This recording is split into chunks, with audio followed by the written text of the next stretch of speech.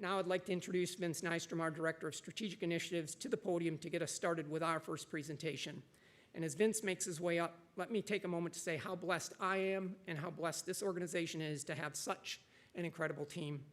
We punch way above our weight class because of the exceptional talent and dedication of our team.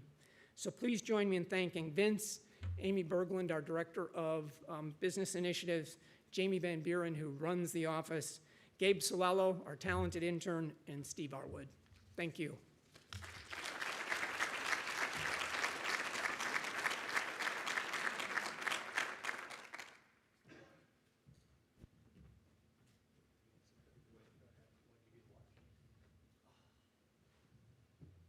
Okay, everybody hear me? It's on. Good. Good morning, everybody. Delighted to be here. Marty, thank you for the intro.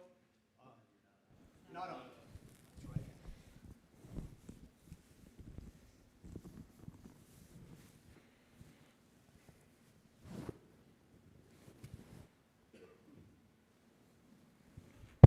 There we go.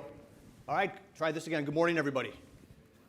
Very excited to be here today. I have the honor of moderating and introducing Neel Kashkari from the Minnesota Federal Reserve. Just an incredible opportunity. I had a chance to sit into a roundtable conversation with Neel and the team yesterday, and from the little I understood, it was absolutely fascinating. So just a real quick bio on Neel before we get going. A lot of Midwestern roots. Grew up in Akron. I believe a LeBron James rival high school, if I remember correctly. Went to the University of Illinois with a Bachelor of Science in Mechanical Engineering and also a Master's of Science in Mechanical Engineering. First job out of school, very different path than probably the traditional Federal Reserve. Actually was in California as an aeronautical engineer, aerospace engineer, working on NASA satellites. So he joins Brad King as the second rocket scientist in the room, which is very interesting. From there, went back to school in the Ivy League at Penn for an MBA, and then eventually to Goldman Sachs out in San Francisco, leading some of the investment activities out there in the software IT space, right in the shadows of Silicon Valley. Joined the Treasury late 2007, 2008, President Bush, President Obama, and actually oversaw the Troubled Asset Relief Program, the banking bailout, all the activities. So what we're seeing today, Neel, is perfectly primed for with the experience that you had back in 2008, 2009. In 2014, 2,929,313 Californians tried to make Neel their governor. So if you put that in perspective, if you were running in Michigan, you would have won by a landslide by over 500,000 votes. So we do not have to normalize here in the UP. 2015, named the president and CEO of the 9th District, based out of Minnesota. And I think one thing we can all appreciate, as Neel drew those district lines, he kicked the lower state down into a different district. So just the UP is part of this conversation. So I'm going to kick it to Neel. He's got obviously some opening remarks and is going to walk us through also a survey. So everybody on their table, it's up on the screen as well, has this sheet. So this is an interactive opportunity that Neel's going to walk us through. So if everybody could take their phone out for a second and send a text to 22333, and then please type in the word Minneapolis and hit send. And what we're going to ask you to do is stay in that text mode so that we can do some interactive Q&A and get some survey response back from the crowd. Does anybody have it up? Is it working okay? Hearing yes? Good. All right, well, thank you very much. And Neel, I'll kick it over to you. Well, thank you. Good morning, everyone. It's great to be with you. Thank you for the introduction. Thanks for having me. Let me just spend a couple minutes and tell you why I'm here and what the Minneapolis Fed does. And then we'll get to the questions that we have for you, and then we'll have the discussion.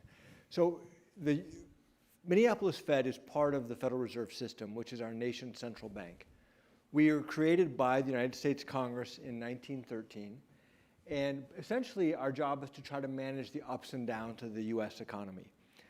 Congress did something unique in 1913, and they didn't want the central bank simply housed in the nation's capital. They wanted it spread out around the country. So they created 12 independent Federal Reserve banks, the 9th of which is the Minneapolis Fed, and our charge is to represent the 9th Federal Reserve District, which is a big part of our country. It's Minnesota, North and South Dakota, Montana, northwestern Wisconsin, and the UP. So a big part of our jobs are to keep our fingers on the pulse of what's happening in our regional economy. And then, and I do that in part by, I try to come to the UP once a year. My colleagues visit. We've got advisory council members who are here. I see some who give us input on what's happening in our regional economy. And then I go back to Washington, D.C. every 6 weeks, and we set interest rates for the nation in the Federal Open Market Committee meetings. And part of what I'm doing in those meetings is talking about what's happening here in our regional economy. Now, we cannot set a different interest rate for the UP and for California and for New York. We all use the same dollar, so it's one monetary policy for the nation, but we want to make sure that this region has a voice in that deliberative process, so we can pick the right monetary policy for the nation as a whole. Now, a lot of times, the economic data that we're getting, whether it's on the labor force, whether it's on inflation, whether it's on business optimism, on supply chains, a lot of times that data is sending us conflicting signals.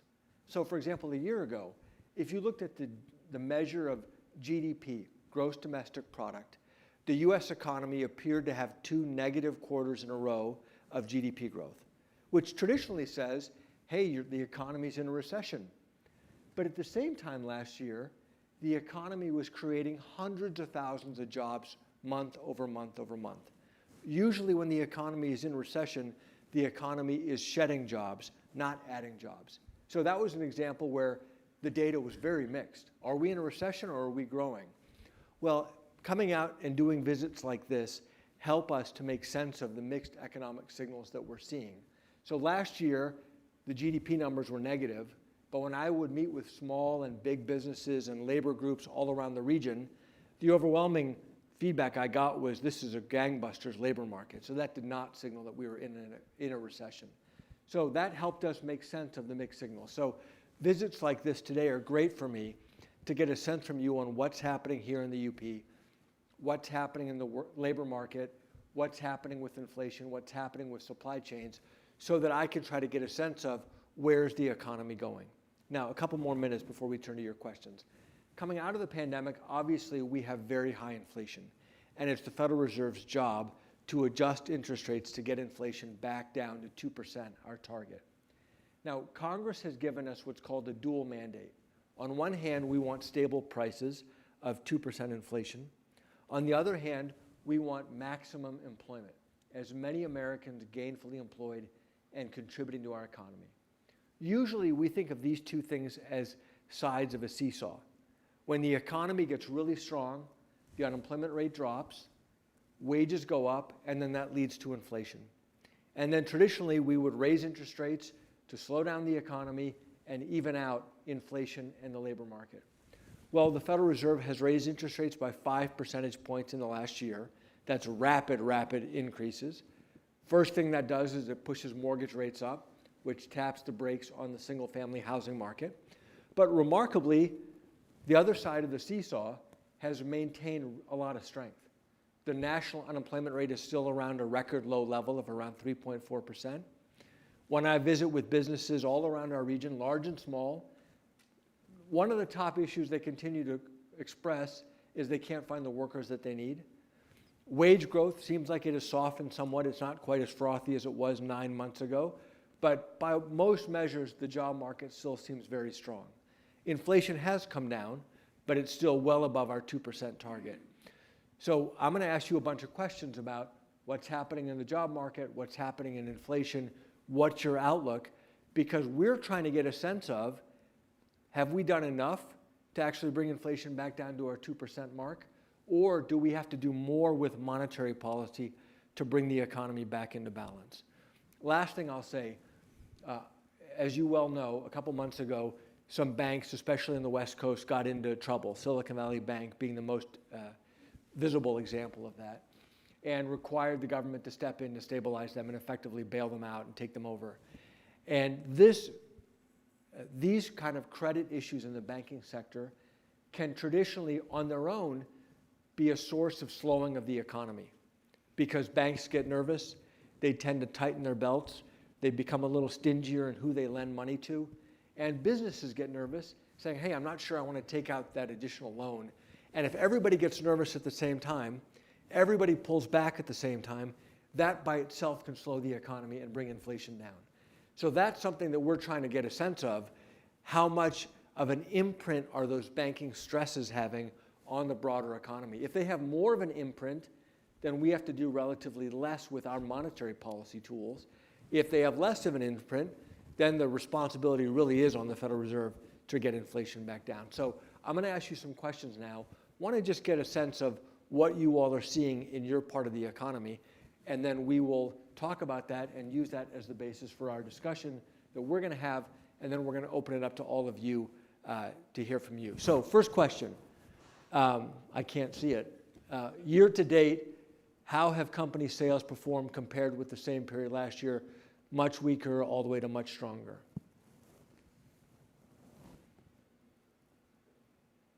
I'm going to stand up. Okay, so how have sales performed compared with last year? Looks like we tilt towards little change to somewhat stronger than the same period last year. Okay, great. Next question.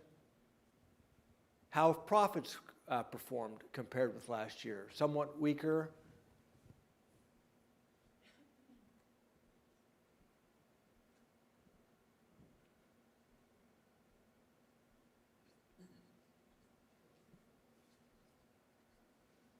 All right, so this is, don't go to the next question. This is interesting because obviously, generally speaking, costs have been up across the economy. Labor costs have been up, materials costs have been up, other inputs you need for your business have been up. So I would not have been surprised to see profits stressed. At the same time, what's curious about this environment that we're in, on average, corporate profits are very high. So it's a very interesting dynamic we have that the inflation that we've been experiencing has not actually been dominated by wage growth. Wage growth has been a lagging indicator of inflation rather than the big driver of inflation, and that's why profits have been robust, even though inflation has been high. Next question. Okay, so your demand for labor. Are you cutting workers all the way through continuing to hire workers right now?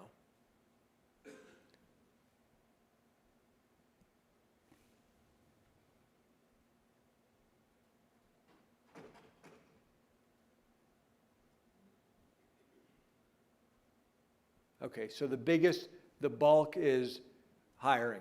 Still a lot of hiring going on. Very few are cutting. Only 10% are keeping fixed where you all are. That's consistent with what I'm hearing around most of our region and what I've heard in my meetings, the smaller meetings that I've done so far that I've been here. Okay, another question. How much do you expect wages in your company to increase over the next 12 months?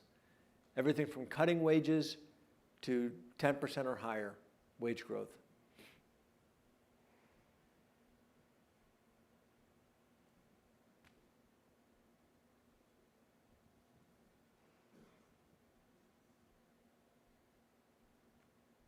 Okay, more than half, slightly more than, well more than half saying 2% or greater, 2 to 5, 5 to 10, or more than 10%, the bulk of them at 2 to 5%. We have seen some softening in wage growth nationally, but it's very mixed. It really depends on where you are on the wage spectrum.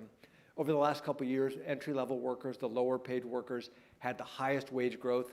There was huge demand for entry-level workers. And as you went up the income spectrum, the growth tended to taper off, but it really was depending on the specific category, the specific type of work that people did.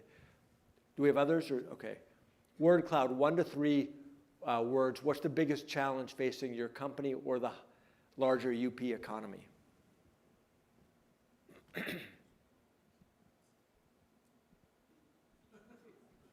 Isolation.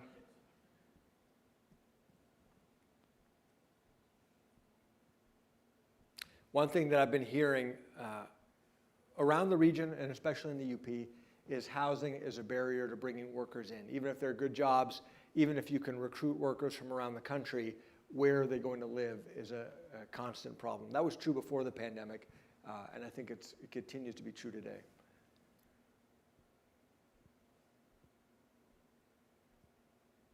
Housing, labor, retention, Childcare, another big challenge, childcare availability and cost.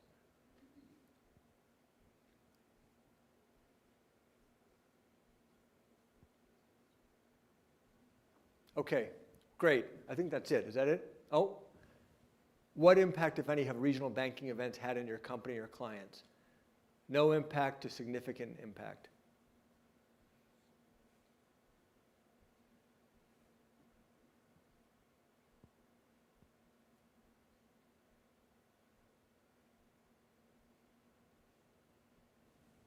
Okay, I'm not surprised by this. As I go around the region, especially in our more rural communities, people really don't feel, I mean, they see it on the news, and that's it scares people when you see in the news that some banks, especially on the West Coast, are coming into trouble, and people say, well, what does that mean about my bank? One of the things we do at the Minneapolis Fed is we are supervisors of banks with state supervisors and other federal agencies to really keep a close watch on banks. And by and large, we think that the vast majority of banks in our region don't face the same kind of stresses. We can talk about it, but don't face the same type of risks that banks like Silicon Valley Bank faced. So I'm not surprised that it's not having much of an impact, except for the psychological impact of turning on the TV and seeing these headlines, which is unsettling for anybody. Is that it, Ron? Okay. What's your outlook for the next 6 months? Very optimistic to very pessimistic.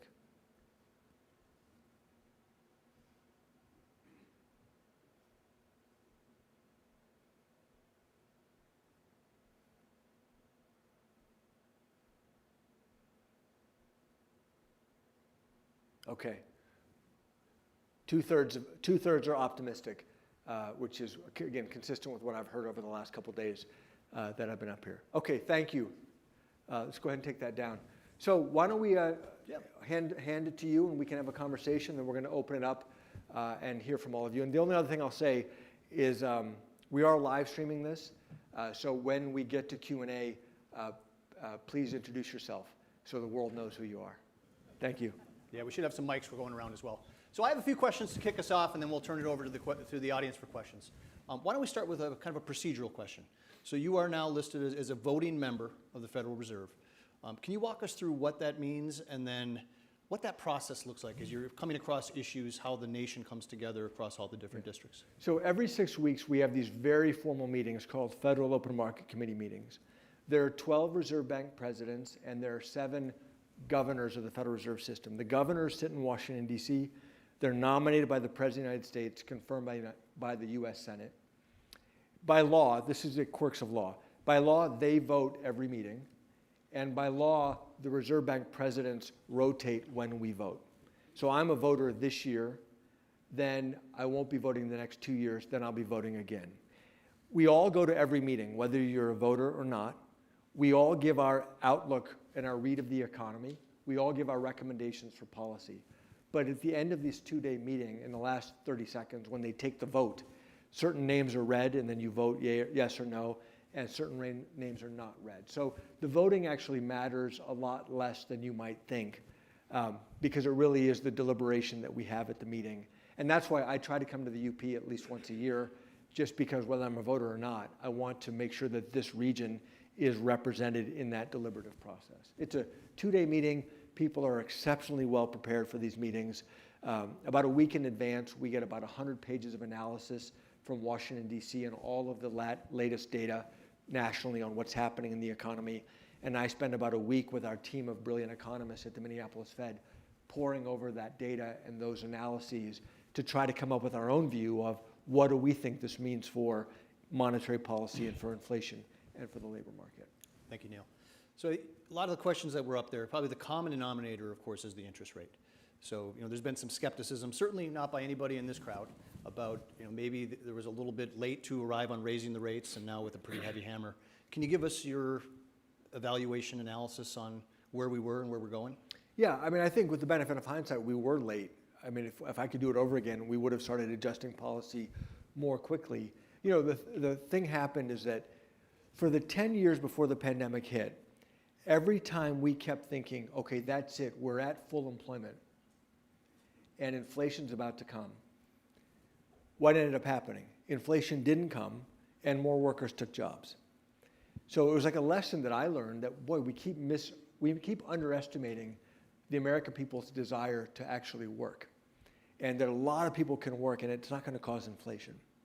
So back after the pandemic was winding down and the economy was reopening, we started to see inflation finally cross 2%. I think this is May 2021, so 2 years ago. But there was still 6% unemployment, 5.9%. So by that measure, we've been at 3.5% unemployment before the pandemic with no inflation. So when I look at that and I say, okay, inflation just crossed 2%, but we still got 5.9% unemployment, there's still a lot of workers on the sidelines. It seems like we're not there yet. So we ended up waiting about 6 months until it seemed like the inflation was not transitory, what we thought it was, and then we started adjusting policy.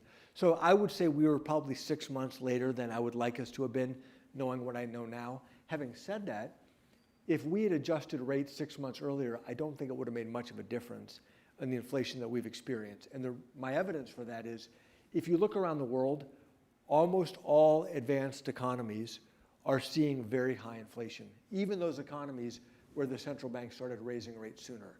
So some of these dynamics are just global in nature, whether it's the war in Ukraine, supply chains that are global that got gummed up, effects of COVID. Some of those were out of our control. The part that we could have controlled is raising rates sooner. I wish we had, but I'm also realistic that we'd still have a high inflation problem today. Thanks, Neel. So as that last slide where we talked about issues, housing blared up there. And as we do our business development calls, we know there's a lot of companies looking to hire, and they can find people, but they can't find housing for those people. Is that common across other regions that you're working with? And what's kind of your general census on the whole housing issue right now? It is. It's everywhere I go. Red state, blue state, purple state, doesn't matter. Housing, affordable housing, lack of affordable housing, lack of workforce housing is the top issue that people talk about. And as we've examined it in a lot of detail, I've tried to understand, all right, if there are good jobs available and people who could take those jobs, who could afford a reasonable mortgage, who could afford a reasonable payment, why aren't developers coming in to meet those needs? In a sense, that's money being left on the table. And what we've concluded is, this is not the only problem, but it's a big part of it. There are a lot of local barriers that get erected, maybe for good reason, but then make it prohibitively expensive for people to come in and build. And it could be land use requirements, it could be minimum lot sizes, it could be minimum number of bedrooms, it could be garage requirements. In California, they have a law that you must put something like $10,000 of solar panels on a house, every new house. You know what that does? That immediately raises the minimum cost of a house by $10,000. And when you really examine it, there's a lot of local rules, individually good intentioned, that add up at making it very difficult for new supply to come in. So what I've concluded overall that the lack of a housing for workers is a self-made problem. We've done it to ourselves. And I'll give you an extreme example of this. I go out to Montana, and this is the #1 issue I hear. And when I look around in Montana, what I see is a ton of available land. And I say, great, why don't you build over there? And they'll say, oh, no, we can't build over there. That's going to block our mountain views. Okay, why don't you build over there? Oh, that's down by the river. We don't want to get it near the river. We got to protect the river. And as I really drill into it, now I'm not saying this is true for all Montanans, but there's an undercurrent that I finally figured out where a lot of folks say, we don't want more people to move here. And if we build more homes, more people will move here. So for example, they tell me they love the show Yellowstone. I've never seen it because it shows Montana's beauty, but they hate the show Yellowstone because it's advertising that beauty to the whole country and it makes people want to move there. So I ask you in the UP, how much of this is your own doing? I get it, labor's a challenge. I get it, your building season is really short compared to other parts of the country. So some of this you can't control. But I ask you, the parts of it you can control, are you actually making it easier for developers to come in and build homes and apartment buildings that your workers would appreciate? Now, when I say this, I always get this very uncomfortable stare back at me because it makes everybody feel a little bit uncomfortable. By the way, I live in a suburb of Minneapolis where we have very large lot sizes. Right? Guilty, right here. If you wanted to build an apartment building on my street, my neighbors would be up in arms. So I'm part of the problem too. But we need to own up to the fact that this is largely a self-created problem. All right, with that challenge, let's open it up to the audience for some Q&A. Who wants to, who's got the first question? Hold on for one second. Mike is coming to you. Mike is coming to you. If we could ask you to say your name and your company, that would be awesome. Thank you. Doug Brooks, Pine Mountain Resort in Iron Mountain. You talk about housing, you talk about preference to not have people move. What about the issues of land speculators and the price of land just based on what we've seen in the change in the economy and the change of land prices? That prohibits, in a lot of cases, smaller developers or companies from building housing. It's a fair question. I hear this in the ag sector too. People, farmers will say, "Oh my gosh, land prices are high," and I always turn it around and say, "That means your own land prices are high. So tell me that that's a problem." I mean, is the UP really? You're really out of places to build because all the good places have been hoovered up by hedge funds on the coast? I just find that hard to believe. And so is it possible that, yes, capital from the coast is keeping prices somewhat higher than they otherwise would be? Absolutely. Is it possible that homes are being bought by second home owners who are not living there and that is now taking a space for somebody else? Absolutely. But the ultimate solution to these problems is more supply. And when I meet with, for example, yesterday we did a meeting with people in the mining business and the forestry business. It's amazing what more supply does to price in any kind of commodity market.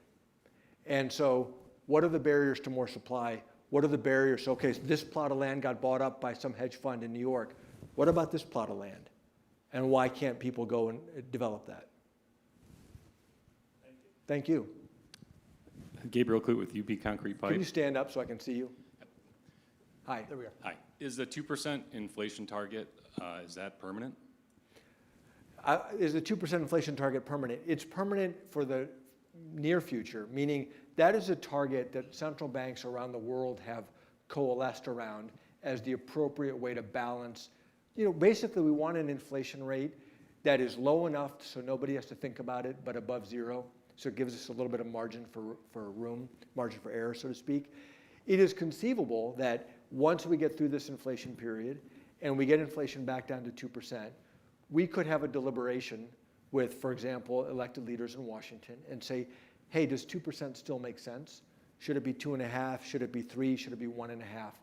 But we can't change it while we're missing it, right? If we move the goalpost while we're behind, there's no reason any of you should ever believe us in the future that we're actually going to achieve what we said we're going to achieve. So we have to get inflation back down to 2%. The Federal Open Market Committee is united in our commitment to doing that.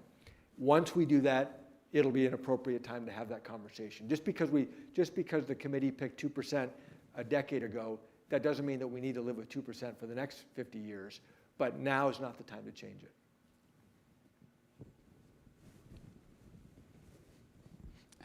Hi, John Momartz, Momartz Mahaney Financial. We're actually a wealth management firm, so thank you very much for coming to the UP and talking to us at such an important time in the business cycle. My question is a little more specific about wages and the wage component of inflation. Interest rates can only do so much with bringing wage inflation down. I'm a little bit worried about demographics, the aging population, the lack of enough immigration to find workers. I know in some of my companies we're struggling to find workers. It seems like wage inflation is going to go on for a long time because of things outside of your control. How do you guys look at that when you make your decisions on interest rates? Yeah, thank you. You're right. There's a lot underlying what drives wage growth. Demographics is a big long-term challenge for our country and for most advanced economies around the world. And you're also right that immigration has been a key source of labor growth over our nation's history. And so ultimately, this is a political challenge that we as a country have to come up with a solution for, in my opinion, an immigration system that fits our economy. If you look before the pandemic hit, we had very low unemployment rate, around 3.5%. We also had an aging society. We also had a haphazard, I would call it, immigration system. And we had modest wage growth. Like we had wage growth around 3%, which includes 2% for inflation and 1% for productivity growth, and we didn't have high inflation. I don't see any reason why, once we get through this period, that we couldn't at least get back there. Now, I still am going to want, even then, I'm going to want a larger workforce. I'm going to want a highly educated workforce. All of those things will boost our economy's potential and improve our competitiveness. But I don't see why we can't get wage growth back to more normal levels consistent with 2% inflation and decent productivity growth. Now, if there's some big surprise that productivity growth takes off, then you could imagine having higher wage growth consistent with 2% inflation. But we haven't seen evidence of that yet, so we will have to see. But long term, the demographic issues that you talked about are absolutely correct.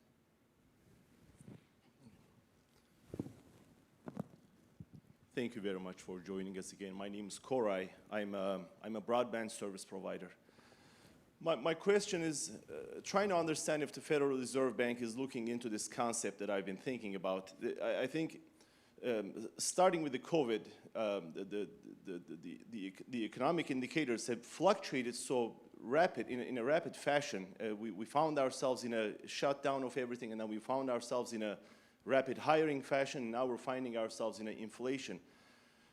I think there's a good amount of entities out there, as well as the individuals, who are thinking this is just a temporary issue that we're going through. And part of the reason I'm going to tie that into is there are a lot of industries that I'm seeing that the prices are not adjusting along with the inflation, that the prices are still maintaining, or the services they charge or the products they sell, those prices haven't adjusted with the inflation rate. For instance, broadband industry is probably one of them. We haven't necessarily adjusted our prices to the customers necessarily, but we are seeing increasing costs from a material point of view, from a shortages of the contractors and the contractor cost point of view. Does the Federal Reserve Bank measure this by any chance and expect a potential second wave of inflation or any other economic impact when those individuals and entities start realizing maybe this is not a temporary issue, it's more of a permanent, inflationary issue or monetary problems that we might be having, and start adjusting their rates and their eventual prices to the consumer? Hopefully I got that question out there. Yeah, no, you did. It makes sense. But unforeseen, kind of sort of a monster under the ground waiting to emerge. But I'll tell you this, usually what I hear is the opposite of what you're saying, which is usually I hear anecdotes of people saying, and businesses saying, hey, we raised prices because we could. And we've been surprised at how easily, we didn't think we could raise prices and our customers would revolt, but we've been able to raise prices, so we're raising prices. So usually I hear the opposite, which is businesses and customers are now used to raising prices, so they're just going to keep raising prices because they can. Yours works the other direction, which is they haven't been raising prices, but maybe they will now to catch up over time. There are government bureaus of economists that are out there in a very orderly manner surveying all of the things that a typical American household buys every month. And it's called the basket of goods. And it could be food, and it's energy, and it's automobiles, and it's your housing, and it's your broadband, and it's your clothes. It's everything that a typical family would buy. And they're constantly measuring this to see what's actually happening with prices. So I believe you that there's some dynamic that you're expressing that's happening. And I think there's other examples that are the exact opposite, where people raised prices because they could, and now maybe they're not going to keep raising prices as things catch up to how high they got. My guess is it's going to work itself out over time. We do look at the underlying basket. We do look at the individual components to see where price is moving.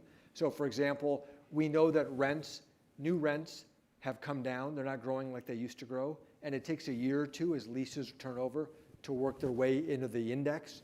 We know that goods prices fell a lot after things started to normalize, but they've crept back up again. So we do look at the underlying components. I guess I don't share your concern that that's a big macro trend, but I believe that probably is happening on some individual components. Thank you. Mr. Kashkari, Bob Mahaney from the Verdia Group. Thank you as well for being here. It's very timely for you to be here, given everything that's going on in the economy. For context, I'm in the commercial real estate development business, both commercial, residential, and hotel hospitality. Ironically, we have our business is focused here in the UP and also Montana. So I can relate to everything you're saying there. Did I get it right? That Yellowstone show has been so good for the hotel business, but I don't like it when those people show up looking to buy the land next to me. You're right. You got it right. You nailed it. If I may, just to follow up on your comment about housing, some context for you to maybe take away, and for the room, we're right now trying to do a housing project here in Marquette, 40 unit, specifically trying to hit the middle market housing segment, that gap, that critical gap. And the city's been a great partner with us. I want to point that out. And I would also share that the city of Marquette is very reasonable to work with. They're fair, the rules are laid out, they stick to the rules, so it's not their fault. They're a partner. I just did a little calculation here. The cost of public infrastructure alone for a developer to put in the public infrastructure is easily $75,000 per housing unit. When you add to that north of $300 per square foot for the home construction costs, you're already up close to $500,000 at least in that house price, which here in the UP, I think our average house price is still below $300,000. So there's a gap there that we're really struggling, to make these numbers work, to achieve our objectives, for what that's worth. I have two questions for you, if I may. I sound like the White House press group, huh? First, what is your confidence level in the calculus that we use to measure unemployment as a nation? And secondly, there's a premise here. The premise is one of the lifebloods for us, we're capital-intensive business, obviously, is our community banks and regional banks. So I've been watching closely everything that's going on with SVB and the regional bank crises, deposit crises. What tools are at hand, or what strategy is at hand for the Fed to protect our small community banks in the event that there are threats to their deposit base? Thank you. Okay, on the unemployment rate, we look at a lot of different measures of the labor market and unemployment. One of the quirks about unemployment is you have to declare yourself in the job market to be counted as unemployed. And one of the things that we saw before the pandemic hit was a lot of people, really funny thing, a lot of people would answer the phone, answer the survey and say, no, I'm not employed and I'm not looking, for whatever reason. And the next month they'd take a job.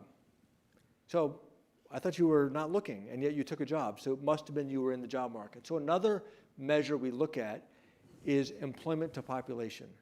That calculation of what percentage of Americans of adult age are actually gainfully employed takes away the assessment of, am I looking or not? Do I consider myself in the job market or not? Because that's a fuzzy concept for a lot of folks. So we slice it a lot of different ways. And I would tell you, if you look at what's considered the prime age workforce, which is 25 to 55 roughly, by most measures, the labor market looks like it's roughly back to where it was prior to the pandemic. Most of the missing workers are Americans who retired early. Because the pandemic hit, they were in a position they could retire, they chose to retire. So that share of the population is not fully recovered in terms of workers. The other thing I'll say is, I said this earlier, before the pandemic hit, every time we thought, that's it, we're out of workers, we were wrong. More workers came off the sidelines and took jobs, or people that we thought were retired didn't retire, and they kept working. So I'm not convinced we're really at maximum employment yet, but I do know we have an inflation problem, and that wage growth is growing higher than is consistent with 2% inflation. So long answer, we look at it a lot of different ways to try to get a sense of what is the true unemployment population in America. Second, you asked about small banks and regional banks and losing their deposit base. The challenge for banks and their deposit base is that we've raised rates aggressively, and understandably, banks don't want to raise their deposit rates because the bank's margin is that they can pay very low for deposits, your deposits, my deposits, and they can make higher money on the loans that they turn around and make. That's called their net interest margin. And as we raise interest rates, they then have to pay more for deposits to keep those deposits. And if their loan portfolio doesn't move up at the same time, then their margins compress. And right now we have something called an inverted yield curve, where the front end, the short interest rates are very high, much higher than long-term interest rates. The real question is, when is inflation going to come down? If inflation is going to stay high and it's embedded in our economy, and we have to run tight monetary policy and an inverted yield curve for an extended period of time, that creates real problems for banks of all sizes. We're very aware of that. If the markets are right that inflation is going to fall pretty quickly, then one might imagine interest rates normalizing, the yield curve uninverting, and then the pressure on banks and their deposit bases becomes much, much smaller. So it really depends on how embedded is the high inflation that we're seeing, and how quickly is that inflation going to come back down to our 2% target. And we're watching it very carefully. Sorry, long answers, but there was a lot under your questions. My name's Steve Bobowski. I'm with Dale Carnegie Training. My question to you is, how much does the person in the Oval Office affect you guys and the policies that you decide to pursue? Well, both parties have done a really good job over the last 30 or 40 years of saying, let's keep the nation's monetary policy independent from the day-to-day winds blowing of politics in Washington. And when we deliberate over interest rate decisions, those meetings are confidential, but 5 years later, a transcript comes out. So when people study the transcripts, it's never about politics. It's always about debating the economic signals that we are seeing. Now, I don't want to say it has no effect, because the President of the United States does get to a point when there's an opening on the Board of Governors, the President of the United States gets to appoint people that he or someday she have confidence in, subject to Senate confirmation. So that's the channel by which the White House gets to influence monetary policy, by their appointments.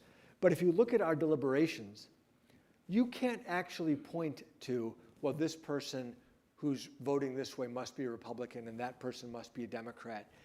You know, I ran for governor of California as a Republican. I joined the Fed. I was the most dovish member of the Federal Open Market Committee, both when President Obama was president and President Trump was president.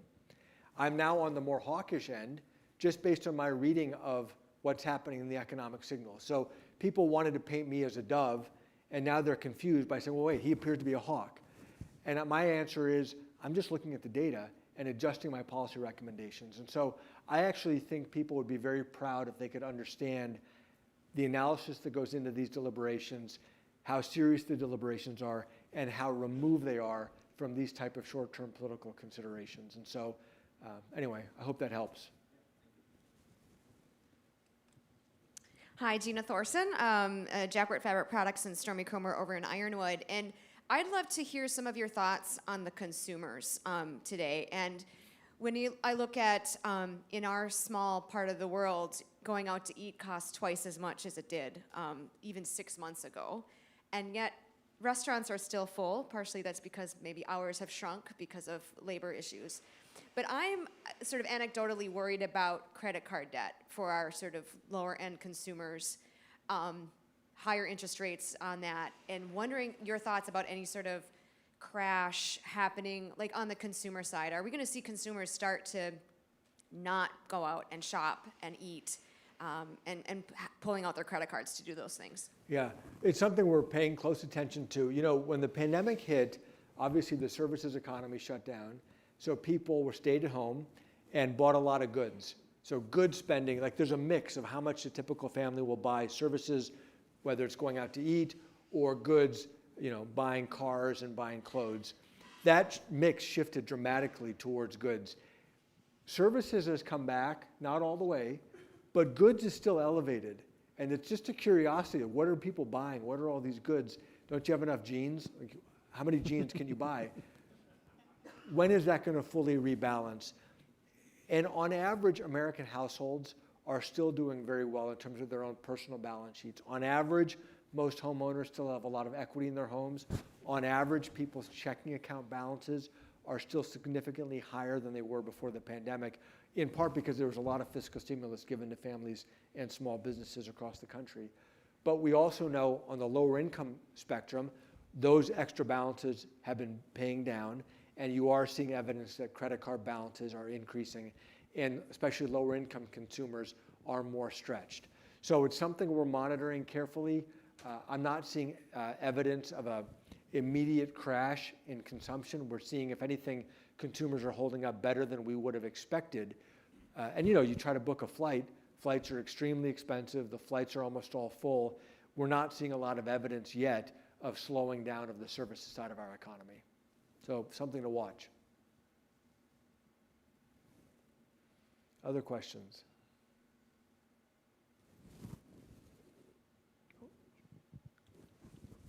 Hi, Graydon Hanel with UPCO. We're an investor-owned power company here. So quantitative easing over the last 12 years has really been remarkable for private equity investment. And so, using round numbers, $800 million at 5%, which might have been, a loan term in the prior 12 years, in this new environment might be $500 million at 8%. And so I guess, how does the Fed contemplate, this scenario where, we really have almost now 2 generations of investor community knowing, real interest rates declining. This is a new environment. It's a new environment for many in terms of they're saying, look, that delta, how am I solving that next 300 million, right? How is private equity going to react to this in a new way? How are the banks going to react, right, as they're trying to compete for the business? So that's my question. I don't know if there's a question in there, but. Well, I'll do my best. If you look over the last 30 or 40 years, there's been a trend in advanced economies around the world that interest rates have gradually declined. Now, why is that? They have declined, in our view, because the neutral interest rate in the economy has declined. What is the neutral interest rate? It's the interest rate that balances savings and investment. If there's more demand for investment capital and there's a fixed supply of investment capital, interest rates are going to go up. If there's less demand, interest rates will drop. We think that neutral interest rates have been dropping all around the world because societies have been aging all around the world, and it's a complex between trade, technology development, and the aging of society has caused this gradual decline of interest rates around the world.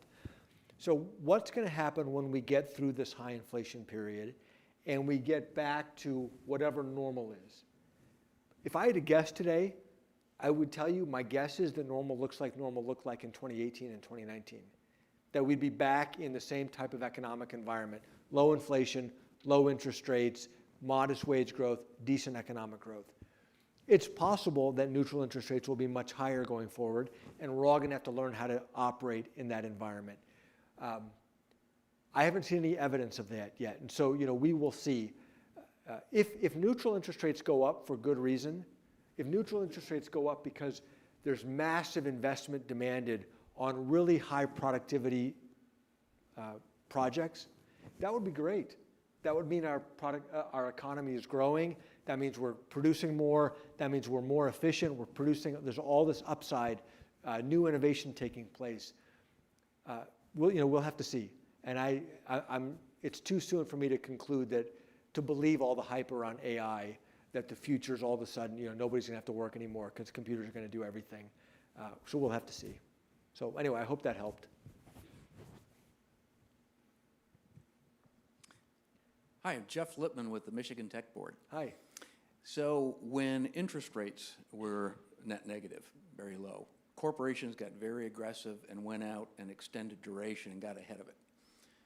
Households did the same thing by refinancing their mortgages and locking in low rates. By and large, the federal government did not do that. They took advantage of the short-term rates and stayed relatively short-term on duration. How much do you worry about, how much do you track the rollover in duration of the federal debt, the impact that has on the interest rates on the federal budget, and what that's going to do to discretionary spending as we go forward. And the answer is, I don't mean to be flip, not at all. And the reason is it's not our job. This is the segmentation between fiscal and monetary policy, where our jobs are to manage interest rates to try to achieve our dual mandate goals that Congress has given us. And it's Congress's job and the executive branch's job to think about how much do they want to spend, how do they collect taxes to finance that, how much debt do they choose to issue, what do they want to spend that on, and how do they, what's the structure of that debt. That is entirely up to the Treasury's job. It's literally not appropriate for us to factor that in to our monetary policy deliberations. And so I gave you kind of a flippant answer, but it's actually true that that's where the segmentation is. And so people ask about the debt ceiling. We're paying close attention because if the US government defaults on its debt, that could have profoundly negative implications on the US economy. So we need to be aware of that, but that's up to the executive branch and Congress to sort out. We don't have a role in it.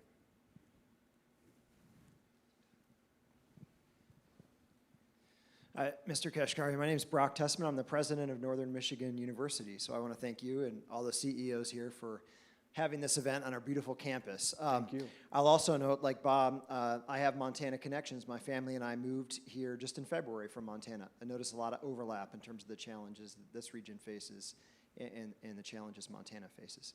One of the things that's been striking to me throughout my life in looking at the Fed is the aggregate approach that you take, and that's your charge, to think nationally about inflation and employment and use interest rates as a tool. But my question is about a disaggregated approach. And I know you may not vote that way ultimately, but in your deliberations, do you think about the disaggregated impacts? For example, in your district, you have a large number of tribal communities, tribal reservations. To what extent do you think about how inflation or unemployment affects different populations differently? Yeah, thank you for asking that. We have, in fact, we have a research center called the Center for Indian Country Development that is specifically focused on understanding tribal economies and what are the unique challenges that they're facing. So it doesn't come into, well, this means we should have a different interest rate for the nation based on our research on tribal communities. But I'll give you an example where it does.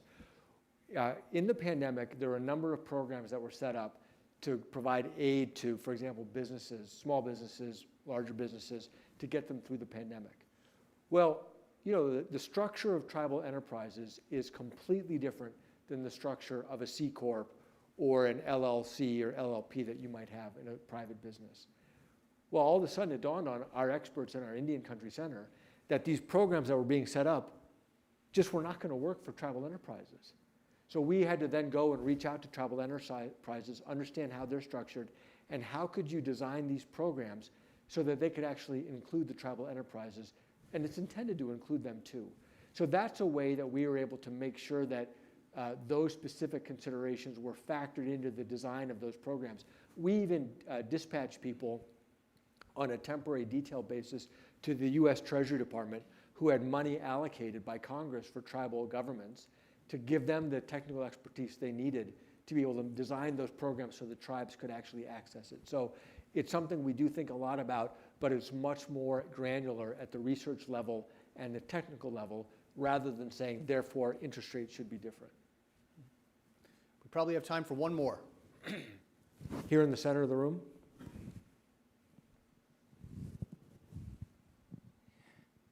Good morning. My name is Ingrid Time, the president of the Michigan Manufacturing Technology Center. Good morning. And I'm curious what your thoughts are. Right now, our state level, federal level have been, we're flush with cash now in terms of American Rescue Plan, CHIPS, Inflation Reduction Act.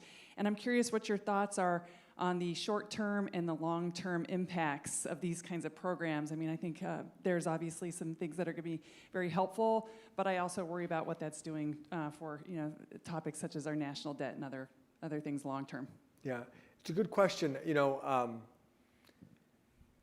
In the near term, some of those sectors are probably going to see higher inflation because there's huge demand now for more investment. If everybody's making the same kind of investments, whether it's solar or wind energy or transmission or batteries, on average, you'd expect to see the prices of those things go up. So I would expect to see high prices in a lot of the sectors at the front end of the spear of this green energy transition that we are trying to undertake.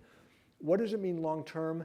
Really unclear to me. So as I mentioned a few minutes ago, we had very low interest rates before the pandemic. And it seemed like we had more savings in the economy than there was demand for investment. Maybe if this demand for investment is sustained over a long period of time, that means the interest rate environment on the margin is going to be higher than it used to be before. On the long term, is it net inflationary? Is it net deflationary? I don't know. I've seen some estimates that say there could be so much wind and solar coming online that they're going to be during the day, some parts of the country are going to see negative prices for power. Now, maybe that means everybody's going to charge their car during those times, and it's going to be free to charge their car. So that would be great if it's free to power your car. I just don't know how this is all really going to shake out once it gets enacted or put to use at scale. What I do know is it seems to be big. It seems to be really moving the needle on a number of related industries. And my sense is it's still quite uncertain what it's going to mean long term. Sorry, I don't have a better answer for you, but it's a good question. Nice. Well, Neel, let me take you out on this last question. We asked this question to our CEO panel last night. You are tracking so many different variables, so many different things going on in the world. Is there one thing or two things that are keeping you up at night that really make you stare at the ceiling at 3 a.m.? It really is I hate to say this, it really is the outlook for inflation. If inflation is going to stay high, we've been surprised how high it got. We've been surprised how persistent it has been. And it's coming down. There's some evidence it's coming down. But so far, it's been pretty darn persistent. That means we're going to have to keep at it for an extended period of time. And as I said earlier, if the yield curve is going to be inverted for an extended period of time, that does create real stresses in the banking system. Because appropriately, customers are going to say, well, why don't I go to a money market fund? I'm going to get 5% in a money market fund. Why would I leave it at a bank where I'm getting 1%? So that puts real pressure on banks. And the 08 experience is burned into me, where every time we thought we were through it, it still was burning, and there was still longer to go. And so it's that intersection between how embedded is inflation, therefore what does monetary policy need to do, therefore what strains does that put on the banking sector. That's the thing that I'm trying to pay a lot of attention to. Thank you. So on behalf of MSUP, our board, and everybody in the room, we really appreciate you making the time to come here. Thanks to Ron in the back. Really great working with you. You did an awesome job helping us get this organized. Really appreciate it. Great conversation. Thank you. Thank you.